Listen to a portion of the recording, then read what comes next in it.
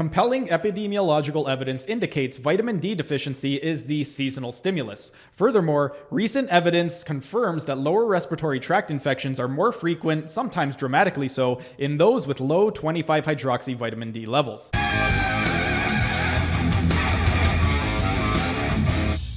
Hey everyone, thanks for tuning in. Steven here with Team Euphoric, and today I've got two new papers for you on the efficacy of vitamin D with regard to influenza. And unlike previous videos where I've broken down actual scientific studies, this is a couple of review papers that I'm going to be breaking down for you. And this first review comes from the Virology journal, and it is a review on the epidemiology of influenza. It was published on February 25th of 2008, and in this review article, the authors also noted, as with previous videos, the seasonality when it comes to influenza. And they noted that Hope-Simpson's model theorized that an unidentified seasonal stimulus inextricably bound to a solar radiation substantially controlled the seasonality of influenza. Recent evidence suggests the seasonal stimulus may be seasonal impairments of the antimicrobial peptide systems crucial to innate immunity, impairments caused by dramatic seasonal fluctuations in 25-hydroxy vitamin D levels, and the evidence that vitamin D has been profound effects on innate immunity is rapidly growing. And there is a table, I'm going to post a table that they studied right now. This is figure 1, and you can see it is a geometric mean monthly variations in serum 25-hydroxy vitamin D concentrations in men, which is the darker shade, and in women, which is the lighter shade. And you can see that as we start to approach winter, the levels of hydroxy vitamin D in the subjects tends to go lower and lower. You can see that September vitamin D levels are roughly around 28.5, 29 nanograms per milliliter. Then it drops down to 24 in October, drops down even more, and it continues until it reaches its lowest point in February, and then it is at its highest at around September. So you can see that there is clear evidence that the fluctuations of vitamin D correlate with the different seasons. The authors then went on to compare the effects of vitamin D with regard to a placebo group, and they found that there is evidence of a dramatic vitamin D preventative effect from a randomized controlled trial. In a post-hoc analysis of the side effect questions of their original 3-year RCT, they discovered 104 postmenopausal African American women given vitamin D were 3 times less likely to report cold and flu symptoms than 104 placebo controls. A low dose of 800 IU per day not only reduced reported incidence, it abolished the seasonality of reported colds and flu. A higher dose of 2,000 IU per day given during the last year of their trial virtually eradicated all reports of cold or flu. Recent discoveries about vitamin D's mechanism of action in combining infections led Science News to suggest that vitamin D is the antibiotic vitamin, due primarily to its robust effect on innate immunity. And there's also another figure that they ended up posting in that one. This is figure 2.0, and you can see the placebo versus the vitamin D group. The incidence of flu in the wintertime was dramatically higher in the winter. And this is incidence of reported cold/influenza symptoms according to the season. The 104 subjects in the placebo group, light shade, reported cold and flu symptoms year-round, with most symptoms in the winter, while on 800 IU per day. The 104 test subjects were as likely to get sick in the summer as in the winter. Only one of the 104 test subjects had cold/influenza symptoms during the final year of the trial when they took 2,000 IU of vitamin D per day. And with regard to the vitamin D levels concentrations, the authors also noted with regard to skin tones, how darker skinned people are going to have trouble absorbing as much vitamin D as lighter skinned people, and generally their concentrations are going to be lower. They noted that plasma levels of vitamin 25-hydroxy vitamin D in African Americans, known to be lower than white-skinned individuals, are inadequate to fully stimulate the vitamin D-dependent antimicrobial circuits operative within the innate immune system. However, the addition of 25-hydroxy vitamin D restored the dependent circuits and greatly enhanced expression of AMPs. High concentrations of melanin in dark-skinned individuals shield the keratinocytes from the ultraviolet radiation required to generate vitamin D in the skin. In addition, the production of vitamin D in skin diminishes with aging. Therefore, relative but easily correctable deficiencies in innate immunity probably exist in many dark-skinned and aged individuals, especially during the winter. Because humans obtain most vitamin D from sun exposure and not from diet, a varying percentage of the population is vitamin D deficient at any time during any season at any latitude, although the percentage is higher in the winter, in the aged, in the obese, in the sun-deprived, in the dark-skinned, and in more poleward populations. Poleward meaning closer to the poles, so as you get closer to the equators, generally people are going to have higher concentrations of serum 25-hydroxy vitamin D. As you get closer to the poles, people are going to become more deficient. And they also stated that, however, seasonal variation of vitamin D levels can occur around the equator, and widespread vitamin D deficiency can occur at equatorial latitudes, probably due to sun avoidance, rainy seasons, and air pollution. For example, a study of Hong Kong infants showed about half had 25-hydroxy vitamin D levels less than 20 nanograms per milliliter in the winter. Even in the summer, few of the infants had levels higher than 30 nanograms per milliliter, which many experts now think is below the lower limit of the optimal range. And if you recall from earlier videos, I had mentioned how in those studies, they used 38 as their cutoff when it came to vitamin D levels, and people that had higher levels than 38 nanograms per milliliter had much less instances of severe reactions with regard to influenza and much less complications than people who had less than 38 nanograms per milliliter. So this would be very concerning if their levels were below 20 nanograms per milliliter in the winter and 30 nanograms year-round. Anyway, they also said that as 25-hydroxy vitamin D levels affect innate immunity, then a varying percentage of most populations, even equatorial ones, will have impaired innate immunity at any given time, together with distinct seasonal variations in that percentage. The effects such impairment have on influenza transmission are unknown. And this led the authors to conclude that compelling epidemiological evidence indicates vitamin D deficiency is the seasonal stimulus. Furthermore, recent evidence confirms that lower respiratory tract infections are more frequent, sometimes dramatically so, in those with low 25-hydroxy vitamin D levels. Very recently, articles in mainstream medical journals have emphasized the compelling reasons to promptly diagnose and adequately treat vitamin D deficiency, deficiencies that may be the rule rather than the exception, at least during flu seasons. Regardless of vitamin D's effect on innate immunity, activated vitamin D is a pluripotent pleiotropic sacchosteroid with as many mechanisms of action as the 1,000 human genes it regulates. Evidence continues to accumulate of vitamin D's involvement in a breathtaking array of human disease and death. And in 1992, Hope Simpson predicted that understanding the mechanism of the seasonal stimulus may be of critical value in designing prophylaxis against the disease. 25 years later, Aloya and Liang found 2,000 IU of vitamin D per day abolished the seasonality of influenza and dramatically reduced its self-reported incidence. Hence, we propose that this modification of Hope Simpson's theory, we do not expect our revisions to prove invincible, nor do we delude ourselves that influenza is now comprehensible. Rather, we build on Hope Simpson's theory so that it may be corroborated, corrected, or disproved. And that's pretty much it for the very first article. The second review article, this one comes from the Journal of Epidemiology and Infection. It was published on September 7th of 2006, and it is a review article of the epidemic influenza and vitamin D. And in this review article, once again, the authors note the seasonal variations in influenza with regard to vitamin D. They mention, as Hope Simpson pointed out, solar radiation may be affecting the virus, the human host, or their interaction. That is, he theorized that humans might have a physiological system directly dependent on solar radiation that improves innate immunity around the summer solstice, but impairs it in the winter. There is a seasonal steroid hormone system with profound effects on human immunity, whose substrate levels reach their nadir during influenza season, but peak when influenza is rare. And here is a graph that shows the different variations in 25-hydroxy vitamin D levels starting in the fall, and then you can see that it drops in the wintertime, and then come spring and summer, vitamin D levels start to increase again. So this just kind of shows the seasonal variations in 25-hydroxy vitamin D in different populations. And figure 3 is called seasonal variations of 25-hydroxy vitamin D levels in a population-based sample of inhabitants of a small southern German town aged 50 to 80 years old. And they also went on into a little bit of some of the functions of vitamin D and what exactly vitamin D is. And the authors note that cholecalciferol, or vitamin D, is a pre-hormone normally made in the skin during sunny months, when UVB radiation triggers the conversion of 7-dehydrocholesterol in the skin into vitamin D.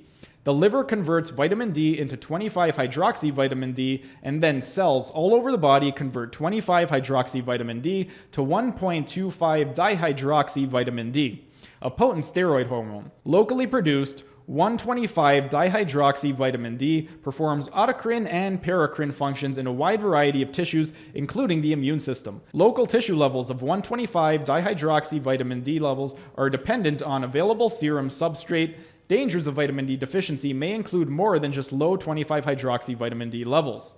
Vaith has proposed that progressively falling serum levels of 25-hydroxy vitamin D, as occurs in the autumn, may trigger intracellular deficiencies of 125-dihydroxy vitamin D. Despite apparently adequate serum levels of 25-hydroxy vitamin D and 125-dihydroxy vitamin D.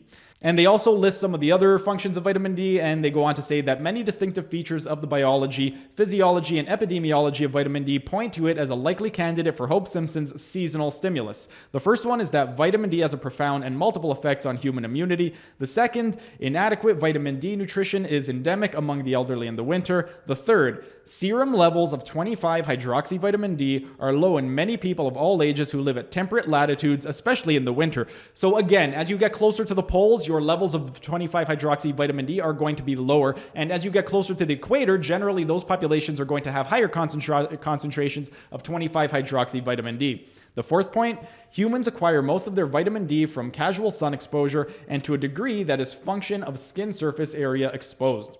The fifth point, the elderly only make about 25% of the vitamin D as 20-year-olds do after exposure to the same amount of sunlight. Now, this point over here is very, very important. If you are somebody that is an elderly person, then if you are supplementing with vitamin D, or even if you're going out in the sun, your body is not going to be able to synthesize the same amount of vitamin D as somebody who is much younger. So if you do plan on supplementing and you are an older person, it would be worthwhile supplementing with a higher dose than somebody who is of a younger age. The sixth point that they brought up was that seasonal variations and vitamin D deficiency occur in both subtropical and tropical latitudes. And then the last one is that routine daily supplementation with 400 IU of vitamin D does not prevent wintertime insufficiency. This is also very important because if you recall a few years ago, the recommended daily allowance for vitamin D was 400 IU, and many studies over the last several decades have shown that a dose of 400 IU per day is not going to be very effective at bringing your vitamin D levels up. The authors then went on to discuss the impact of vitamin D, influenza, and solar radiation, and what they said was, in spite of people congregating on cruise ships, airplanes, nursing homes, factories, offices, subways, hospitals, etc., summertime outbreaks and the spread of influenza A are rare. Kerwin found a strong inverse correlation between the incidence of influenza and temperature in England and Wales, temperature being strongly associated with solar radiation. He found an average monthly temperature dropped below around 7 degrees Celsius during the influenza season. It is of interest that no vitamin D is made in the skin at latitudes of 52 degrees north, which is the latitude of London, from about October to March, because atmospheric ozone easily filters out UVB radiation unless the sun is high enough in the sky. So this is very important because if you do live at a latitude of 52 degrees north or higher, or below 52 degrees south, then ideally you would want to take some type of supplement for vitamin D between the months of October to March, because during those months, the sun is not going to be strong enough for your skin to be able to synthesize vitamin D. So if you do live very north or very, very south, close to the poles, it would be worth supplementing between the months of October to March. And then with regard to the actual dosing, this is what the authors recommend. They state that there are a number of factors to consider regarding the most appropriate dose of vitamin D. One minimal arithmal exposure of the full body to artificial UVB radiation triggers the release of about 20,000 IU of vitamin D into the circulation of light-skinned persons within 48 hours. There was no evidence of toxicity in young men taking 50,000 IU of vitamin D a day for 6 weeks, although such a dose would be toxic if taken over a longer period. In 32 vitamin D deficient elderly patients, 50,000 IU per day of vitamin D for 10 days showed no evidence of toxicity and only raised 25-hydroxy vitamin D levels by an average of 5 nanograms per milliliter 3 months after administration, and in no patients did levels exceed 13 nanograms per milliliter at 3 months.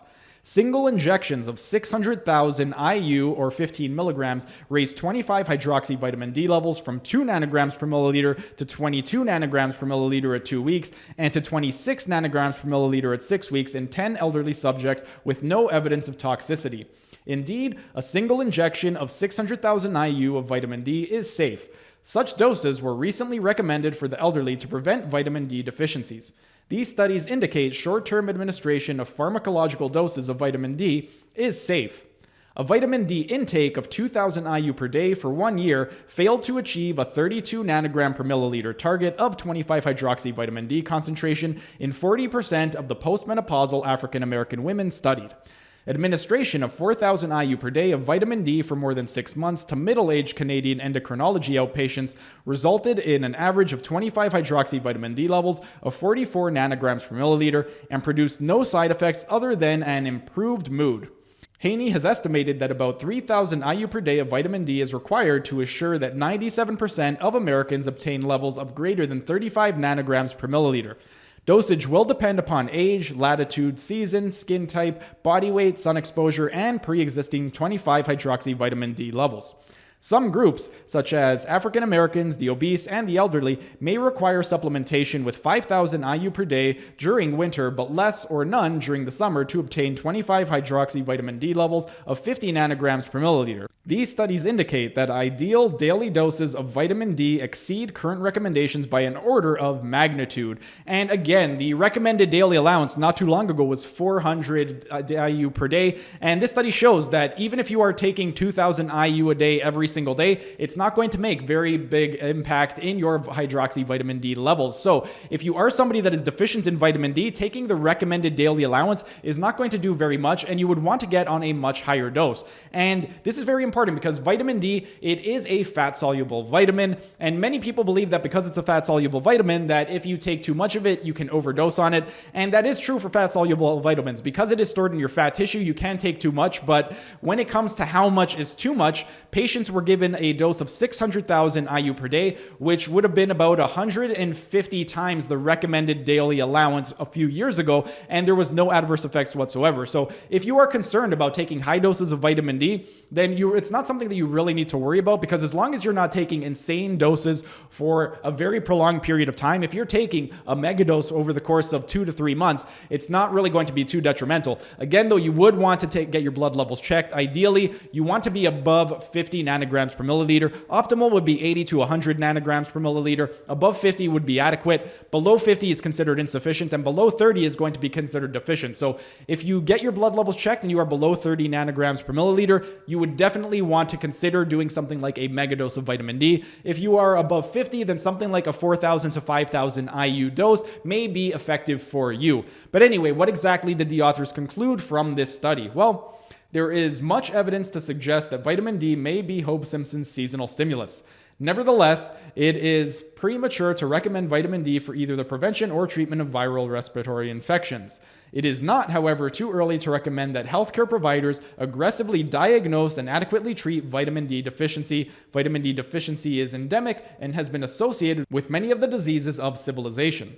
Vitamin D supplementation should stabilize 25-hydroxy vitamin D concentrations consistent with levels obtained by natural summertime sun exposure of 50 nanograms per milliliter while avoiding toxic levels. Those with large amounts of melanin in their skin, the obese, those who avoid the sun, and the aged may need up to 5,000 IU per day to obtain such levels, especially in the winter. So pretty much between the two studies that I went over for you today, a few things worth noting. One, as you get closer to the poles, generally people in those populations are going to have lower concentrations of 25-hydroxy vitamin D. So if you do live very far north or very far south, you would definitely want to get your 25-hydroxy vitamin D levels measured to see where exactly you're at. And if you are below 50 nanograms per milliliter, you would definitely want to supplement with vitamin D. Another thing is special populations are going to be at higher risk for becoming deficient in vitamin D, and those populations populations are going to be dark-skinned individuals, elderly people, and obese patients. So if you are in one of those age groups or one of those populations, then again, you would want to get your vitamin D levels checked, see where you're at. If you're below 50, you would definitely want to incorporate some type of vitamin D supplementation. And that's pretty much it for the 2 articles that I listed. That's pretty much it for today's video. Next week, I'm going to be going over 2 new studies on the efficacy of vitamin D with regard to influenza, so be on the lookout for that. But as far as today goes, that's pretty much it for today's video. If you enjoyed the video, be sure to smash that like button so I know to make more of these types of videos in the future. And if you're either new to the channel or haven't subscribed yet, be sure to subscribe to the channel and hit the notification bell, as I will be uploading new videos every single day. That's it for today's video. Thanks for tuning in, and I will see you again tomorrow.